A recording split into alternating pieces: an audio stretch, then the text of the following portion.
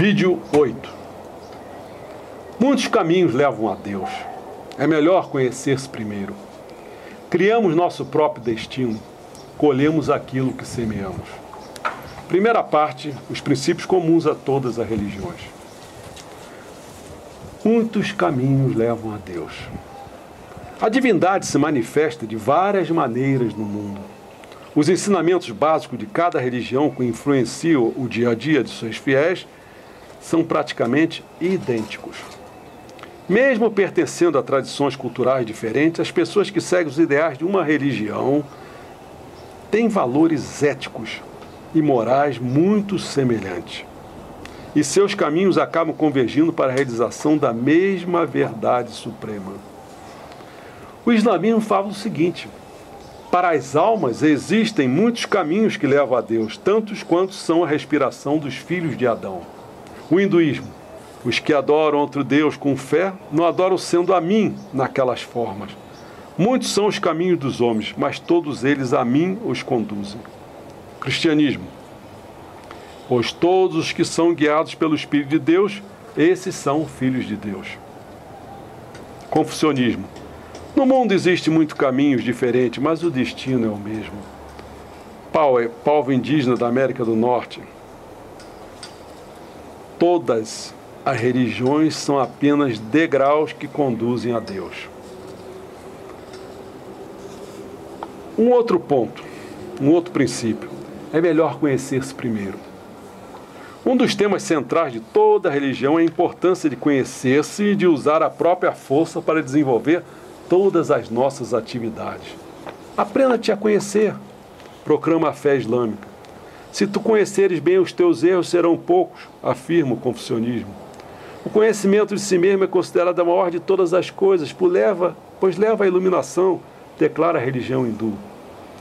Nossas atividades de sucesso baseiam-se na nossa força interior. Para crescermos é necessário reconhecermos e corrigirmos nossos erros. Mas é difícil fazer isso, pois costumamos ocultá-los não só dos outros, como de nós mesmos.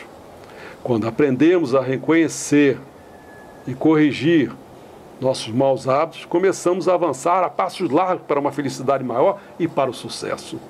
É preciso aprender a admitir nossas próprias faltas para sermos mais amorosos e tolerantes com as falhas alheias. O confucionismo diz o seguinte: se você ama os outros e acha que o seu afeto não é retribuído, examine o seu amor. Se os controla e eles se mostram incontroláveis, examine a sua sabedoria. Se os trata com educação e retribui com tratamento educado, examine seu respeito. Se você não consegue realizar seus desejos, volte para dentro de si e examine muito bem. Cristianismo: tira primeiro a trave do teu olho e então verás como hás de tirar o argueiro do olho do teu irmão.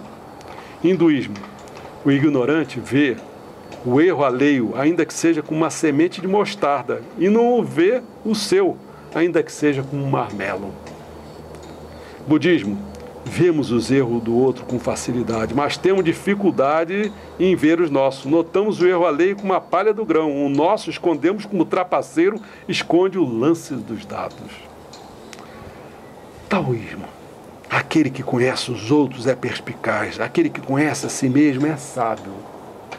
Sikhismo: os que discutem com os outros em vez de discutir com o próprio coração, desperdiçam a vida. Outro princípio: criamos o nosso próprio destino. Muitos fatores ajudam a determinar nossos acertos e erros. Mas é importante sabermos que temos o livre-arbítrio e que as escolhas que fazemos a cada passo nos tornam responsáveis por tudo o que nos acontece.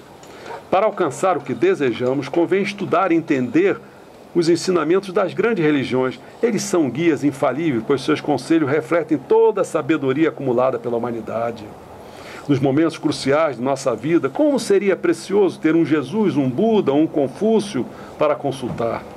Mas a sabedoria desses grandes mestres se encontra a nosso dispor nos textos sagrados das grandes religiões. Cristianismo. Ele retribuirá a cada um segundo as suas obras. Budismo.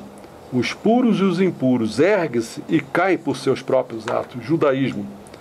A ti também, Senhor, pertence a benignidade, por retribuis a cada um segundo a sua obra. Confucionismo. A calamidade e a felicidade são sempre obra dos próprios homens. Islamismo. Todo infortúnio que se abate sobre alguém é o resultado das suas próprias ações. Quem fizer o bem, ainda que este tenha o peso de um átomo, há de recebê-lo de volta. Hinduísmo. Todo mundo colhe o fruto das próprias ações. Último princípio. Colhemos aquilo que semeamos. O budismo diz, é a lei natural. O que semeamos, colheremos. Cristianismo. Tudo que o homem semear, ele também colherá. Sikhismo. Tal como semeia, assim o homem colherá. Judaísmo. A alma generosa prosperará, e o que regar também será regado. Confucionismo, o que procede de nós, voltará para nós. Hinduísmo, tu não podes colher o que não semeaste. Quando plantares uma árvore, ela crescerá. Então vamos para a segunda parte, que são as considerações messiânicas.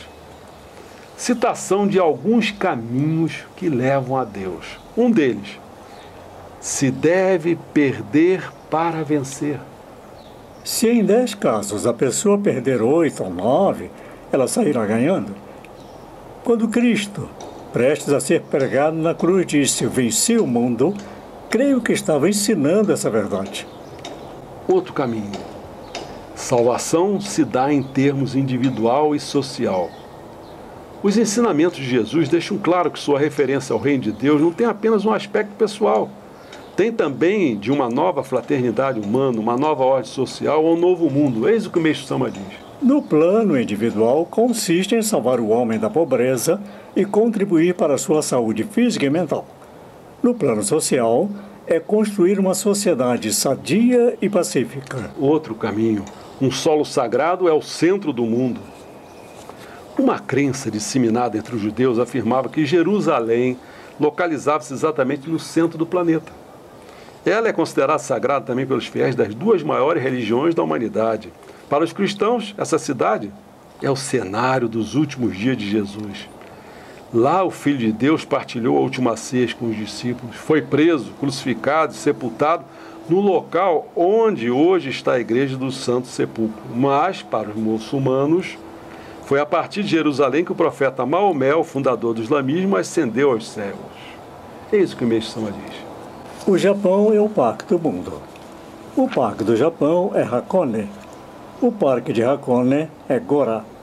E o centro de Gorá é o solo sagrado da Terra Divina.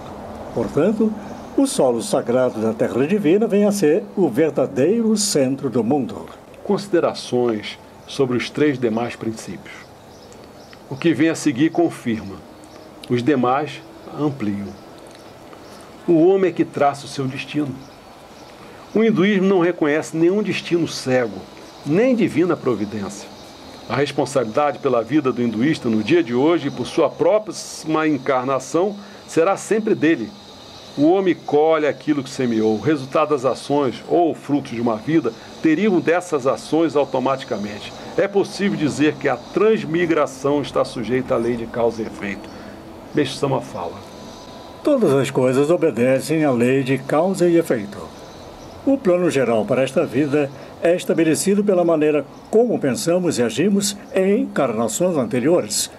Não obstante, esses planos pré-estabelecidos podem ser modificados para melhor ou para pior, dependendo da maneira como vivemos agora. A causa do sofrimento está em nós e nos nossos antepassados. Na Babilônia, nenhum infortúnio humano se reputava injusto. Encarava-se a desgraça como resultante do pecado do homem, ou mesmo do pecado dos antepassados. Meixo Sama ensina. Afinal, a causa está em nós mesmos.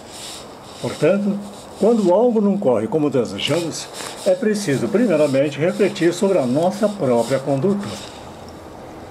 O ser humano carrega não só as suas próprias máculas, como as de sua família. Isto é como uma lei redentora, baseada na causa e efeito, em que o descendente, resultado da soma global dos seus antepassados, arca com uma parte dos pecados cometidos por eles. Trata-se de uma lei divina inerente à criação. Por conseguinte, o homem não tem outro recurso senão obedecer a essa lei. Esses resíduos espirituais fluem sem cessar para o cérebro e para a coluna vertebral do descendente, penetrando em seu espírito, imediatamente se materializam na forma de pus, que é a origem de todas as causas de doenças. Outro ponto.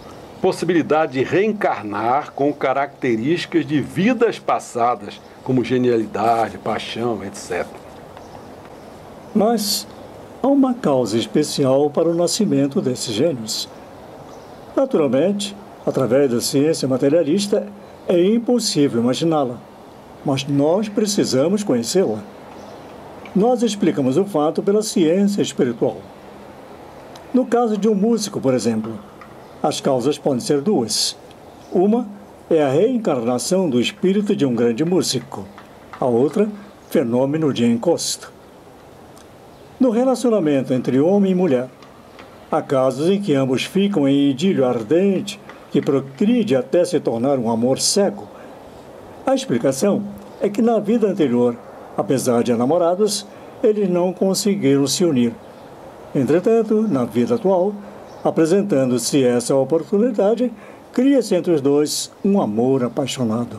Involuir a ponto de voltar como animal. Existem cavalos, cães, gatos, raposas, texugos e serpentes que entendem o que os homens dizem. Trata-se da reencarnação de espíritos híbridos. Sob forma animal, eles são obrigados a um certo grau de aprimoramento, terminado o qual, voltam a nascer sob forma humana. E assim terminamos o vídeo 8. Até a próxima no vídeo 9. Obrigado.